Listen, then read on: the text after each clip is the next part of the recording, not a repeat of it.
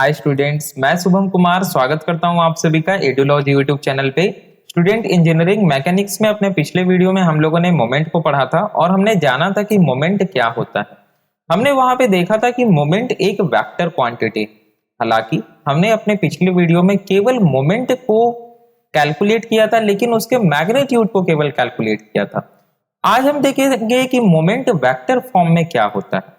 तो स्टूडेंट, हम अगर इसको एक लाइन में लिखना चाहें, बोलना चाहें तो बोल सकते हैं कि the cross product of force and perpendicular distance about which the body is rotating is known as moment in vector form. हम जब मैग्नीट्यूड कैलकुलेट कर रहे थे वहां पे हम केवल सिंपल अरिथमेटिक मल्टीप्लीकेशन कर रहे थे, किसका? फोर्स का और परपेंडिकुलर डिस्टेंस का। लेकिन अगर हम वेक्टर फॉर्म में बात करें तो यहां पे हम क्या करते हैं स्टूडेंट? यहां पे हम क्रॉस प्रोडक्ट करते हैं। और हमेशा याद रखना है कि जब भी हम क्रॉस प्रोडक्ट करेंगे तो हमें डायरेक्शन भी मिलेगा। आ रही है बात समझ में? तो हम क्या करेंगे कि जो भी हमारे पास फोर्स गिवन है उसको उठाएंगे, उसके वेक्टर फॉर्म को, और जो हमारे पास में डिस्टेंस है उसको वेक्टर फॉर्म में लिखेंगे। उन दोनों वेक्टर का क्रॉस मल्टीप्लीकेशन करेंगे। जब हम दो वेक्टर का क्रॉस मल्टीप्लीकेशन करते हैं तो हमें मैग्नीट्यूड मिलता है, साथ में हमें डायरेक्शन भी मिलता है। तो मोमेंट इन वेक्टर फॉर्म कुछ नहीं है, जो फोर्स लग रहा है और जो डिस्टेंस है उसका क्रॉस मल्टीप्लीकेशन है। तो हम लिख सकते हैं moment equals force into perpendicular distance.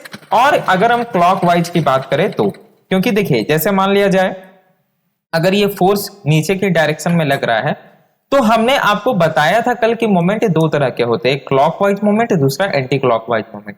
Clockwise moment को बाय डिफॉल्ट पॉजिटिव कंसीडर किया जाता है, हम लोग भी उसको पॉजिटिव कंसीडर करके चलेंगे। तो यहां पे स्टूडेंट अगर आप फोर्स को परपेंडिकुलर डिस्टेंस से क्रॉस मल्टीप्लीकेशन करते हैं तो ये क्लॉकवाइज माना जाएगा। और अगर आप उल्टा कर देते हैं, हमें पता है हम लोग वेक्टर पढ़ चुके हैं फर्स्ट यूनिट, इसीलिए ताकि आगे जहां भी वेक्टर के कॉन्सेप्ट है वहां हमको समझ में आए।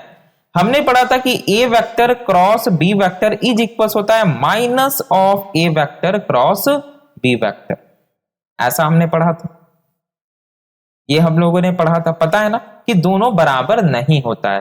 तो स्टूडेंट अगर आप r vector cross F vector कर देते हैं तो ये फिर एंटी क्लॉकवाइज को कैलकुलेट करेगा। आ रही है बात समझ? चलिए, तो अब कैसे कैलकुलेट किया जाए सर? एग्जाम्पल आप दीजिएगा तभी हम लोग समझेंगे। तो मैं इसीलिए दो छोटे छोटे एग्जाम्पल्स लेकर आया हूं ताकि आप लोग समझ जाएं। देखिए हमें करना क्या है, पहले तो फोर्स जो हमें गिवन है, जैसे हम लोगों को फोर्स गिवन होता है 10 न्यूटन, 15 न्यूटन, लेकिन ये तो फोर्स का मैग्नीट्यूड हुआ। हमें पता है कि फोर्स भी एक वेक्टर क्वांटिटी है, लाइक 10 न्यूटन इन ईस्ट डायरेक्शन या 50 न्यूटन एट 30 डिग्री। तो हमें डायरेक्शन भी पता होना चाहिए, तो फोर्स को हम वेक्टर फॉर्म में लिखेंगे। उसके बाद जो हमारे पास डायरेक्शन, जो हमारे पास परपेंडिकुलर डिस्टेंस है यानी कि जो पोजीशन वेक्टर है उसको भी वेक्टर फॉर्म में लिखेंगे और फिर उन दोनों का क्रॉस मल्टीप्लीकेशन करेंगे, तब जाकर के हमें मोमेंट मिलेगा वेक्टर फॉर्म में, कुछ इस प्रकार से। तो चलिए हम एक दो क्वेश्चन करते हैं जहां से हमारा ये पूरा कॉन्सेप्ट स्टूडेंट क्लियर हो जाएगा। ठीक है, तो एक क्वेश्चन स्टूडेंट मैं यहाँ पे नोट डाउन कर लेता हूं वीडियो को पॉज करके। ओके, तो स्टूडेंट मैंने यहाँ पे क्वेश्चन को नोट डाउन कर लिया है। आप यहाँ पे देख सकते हैं कि मोमेंट हमें फाइंड आउट करने के लिए कहा जा रहा है about point A by vector method. अब देखिए ऐसे क्वेश्चंस आपसे तो बीसीसीएलई के एग्जाम में नहीं पूछे जाएंगे, लेकिन अगर आप इंजीनियरिंग मैकेनिक्स पढ़ रहे हैं तो आपको पता होनी चाहिए ये चीज।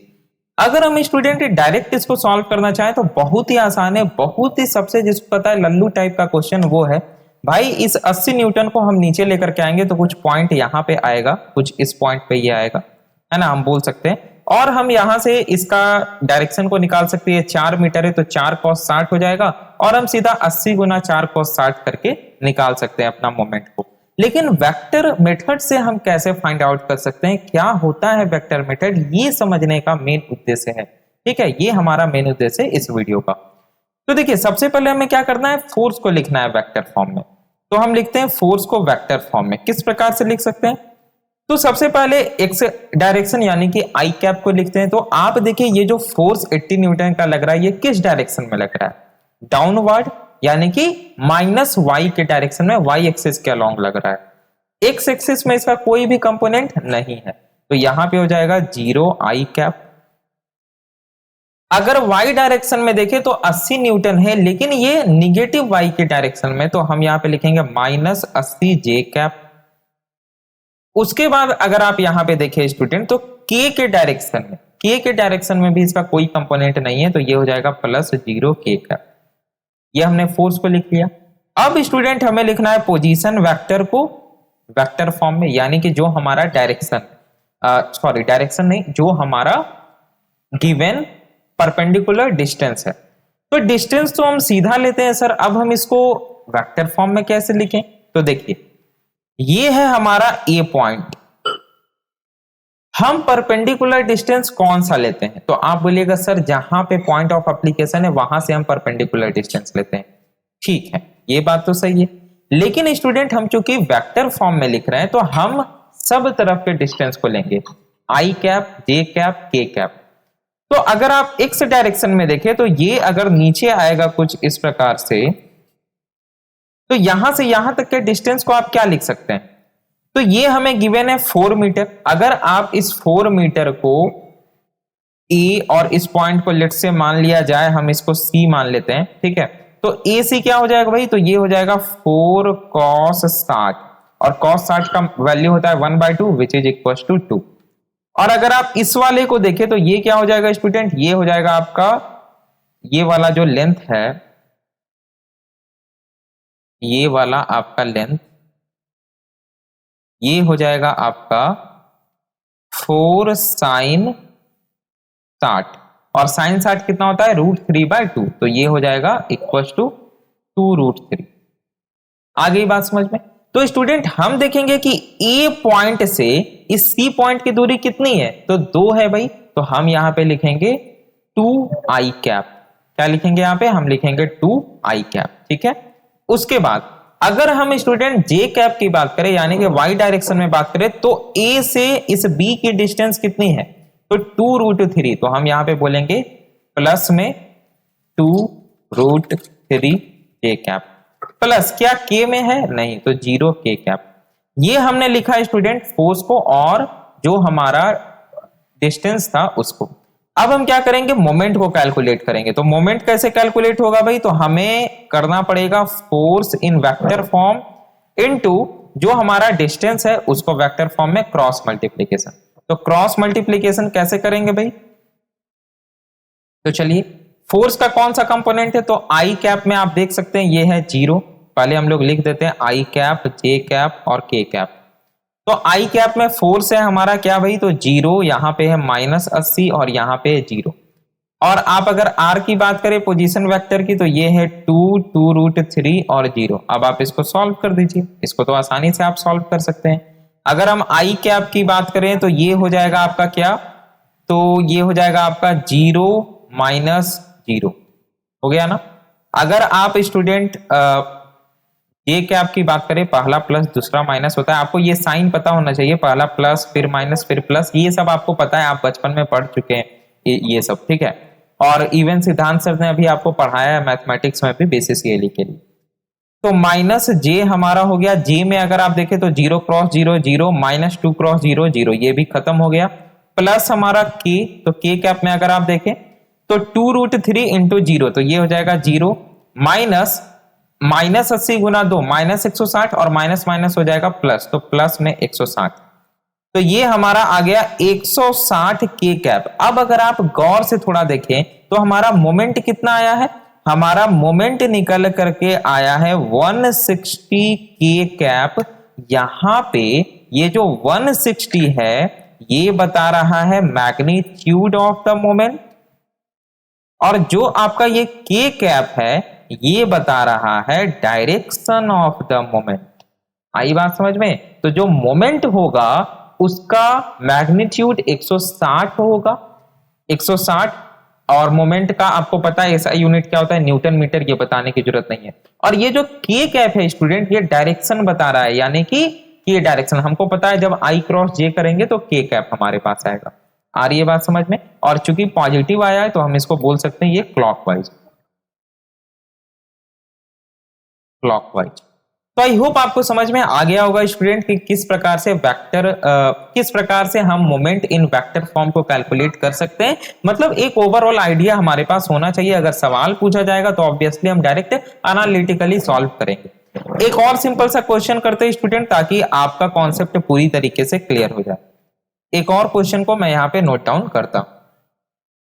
तो स्टूडेंट मैंने यहाँ पे सेकंड क्वेश्चन को नोट डाउन कर लिया है। आप जैसा कि देख सकते हैं, आपको बोला जा रहा है पॉइंट ए के अबाउट मोमेंट को कैलकुलेट करना है वेक्टर मेथड का यूज करके। हम एनालिटिकली इसको आसानी से कैलकुलेट कर सकते हैं। इस फोर्स को क्या करेंगे भाई, हम रिजॉल्व कर देंगे और उसके बाद जो परपेंडिकुलर डिस्टेंस होगा यहां से यहां तक का, कुछ इस प्रकार से ये वाला परपेंडिकुलर डिस्टेंस, और फिर हम आसानी से क्या कर सकते हैं, फोर्स को निकाल सकते हैं। फिलहाल हमें क्या करना है भाई, वेक्टर मेथड से निकालना है। तो हम क्या करेंगे, वेक्टर मेथड से निकालने के लिए हमको फोर्स को पहले वेक्टर फॉर्म में लिखना है और जो हमारा परपेंडिकुलर डिस्टेंस है उसको भी वेक्टर फॉर्म में लिखना है। तो हम लिखेंगे फोर्स को वेक्टर फॉर्म में, लिखेंगे फोर्स जो हमारा ये 40 न्यूटन का लग रहा है। अब ये जो 40 न्यूटन का फोर्स है ये ना तो एक्स डायरेक्शन में ना तो वाई डायरेक्शन में, एक्स से इनक्लाइंड है 30 डिग्री। तो हम तो भाई फोर्स को रिजॉल्व करने में माहिर हैं। हम इसको क्या बोलेंगे, हम बोलेंगे भाई इसको हम फट से रिजॉल्व कर देंगे। इसको हम तुरंत रिजॉल्व करेंगे, बोलेंगे भाई ये हो जाएगा हमारा 40 cos 30 और cos 30 का वैल्यू होता है √3/2, तो ये हो जाएगा 20 √3 हो जाएगा ना। और इसको अगर हम y एक्सिस में रिजॉल्व करें तो कितना हो जाएगा, कुछ इस प्रकार से ये हो जाएगा आपका 40 sin 30 और sin 30 का वैल्यू 1/2, तो ये हो जाएगा आपका 20। अब स्टूडेंट हमारा पॉइंट कौन सा है, सी पॉइंट। इस पॉइंट पे हमारा क्या लग रहा है, सारा का सारा फोर्स लग रहा है। तो फिलहाल हम फोर्स की बात करते हैं। अगर आप फोर्स को देखें तो फोर्स एक्स की डायरेक्शन में क्या है, तो 20 √3, तो 20 √3 आई कैप। अब अगर आप y के डायरेक्शन में देखें यानी जे कैप में देखें तो यहां पे 20 है और ये पॉजिटिव में भी है, तो हम यहां पे लिखेंगे +20 जे कैप। के में यहां पे कोई भी इसका कंपोनेंट नहीं है फोर्स का, तो हम लिखेंगे 0 के कैप। अब हम बात करते हैं अपने पोजीशन वेक्टर की यानी डिस्टेंस की। तो हमें किस पॉइंट के अबाउट मोमेंट कैलकुलेट करना है, हमें मोमेंट कैलकुलेट करना है इस ए पॉइंट के अबाउट। और फोर्स का पॉइंट ऑफ एप्लीकेशन क्या है, तो फोर्स का पॉइंट ऑफ एप्लीकेशन ये, हमें इस ए पॉइंट से सी पॉइंट की दूरी चाहिए। कैसे भाई, तो सबसे पहले एक्स डायरेक्शन में। तो अगर हम एक्स डायरेक्शन में देखें तो ए पॉइंट से सी पॉइंट की दूरी यानी कि ऐसे सीधा सीधी अगर हम देखें यहां से यहां तक की दूरी, तो ये कितना है भाई, 6 मीटर गिवन है, तो हम लिखेंगे 6 है आई कैप में। और यहां पे अगर आप ध्यान से देखें तो ये हम निगेटिव डायरेक्शन में जा रहे हैं, नेगेटिव एक्स की ओर, तो हम यहां पे लिखेंगे -6 आई कैप। ऐसा क्यों लिखे, आई होप आप समझ गए। उसके बाद y में अगर आप देखें तो a पॉइंट से c पॉइंट की दूरी y के डायरेक्शन में यानी कुछ इस प्रकार से, ये कितना है भाई, तो 4 मीटर हमें दिया गया है। तो हम यहां पे लिखेंगे +4 या -4, ऊपर जा रहा है यानी कि पॉजिटिव में, तो +4j। क्या k में भी कुछ गिवन है, नहीं, 0 k।